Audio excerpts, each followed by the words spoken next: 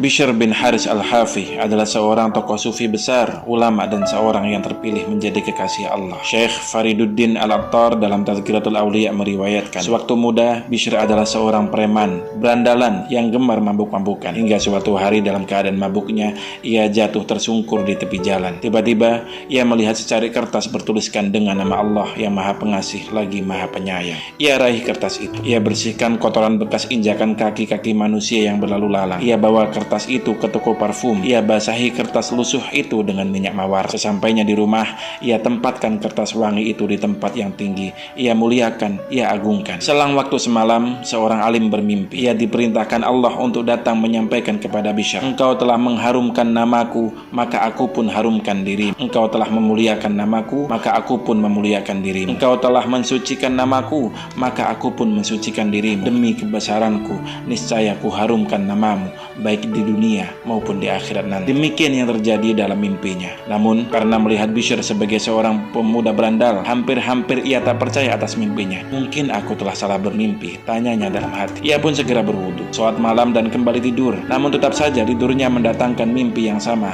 hingga 3 kali. Keesokan harinya, pergilah si alim ini mencari Bishr. Ternyata ia mendapati Bishr sedang berfoya-foya dan mabuk-mabukan bersama para temannya. Kemudian sang alim itu menyampaikan pesan mimpinya. Usai mendengarkan kabar itu, badan Bishr menjadi gemetar. Seketika hatinya tergetar. Ia berkata kepada teman-teman minumnya, "Kawan-kawanku, aku dipanggil. Karena itu aku harus meninggalkan tempat ini. Selamat tinggal. Kalian tidak akan pernah melihat diriku lagi dalam keadaan seperti ini." Sejak saat itu, perilaku Bishr berubah menjadi sedemikian soleh.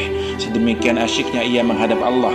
Mulai saat itu, ia tak pernah lagi memakai alas kaki hingga dijuluki dia dengan Al-Hafi, manusia telanjang kaki. Dalam banyak riwayat, Imam Ahmad bin Hanbal sering mengunjungi Bishr al-Hafi, sehingga suatu hari muridnya bertanya kepada Imam Ahmad bin Hanbal, "Wahai guru, di zaman ini tak ada seorang pun yang bisa menandingimu di bidang hadis, hukum, tauhid, dan setiap cabang ilmu pengetahuan. Namun mengapa setiap saat engkau mau bersama seorang yang kotor tak jelas seperti Bishr al-Hafi? Pantaskah hal itu? Pada setiap bidang yang kalian sebutkan tadi, barangkali aku memang lebih ahli dibandingkan Bishr al-Hafi, tetapi mengenai Allah, dia lebih ahli daripadaku," jawab Imam Hambali. Demikianlah kawan, seringkali yang kita lihat buruk saat ini dapat saja seketika menjadi mulia di hadapan Allah yang Maha membolak-balikkan hati.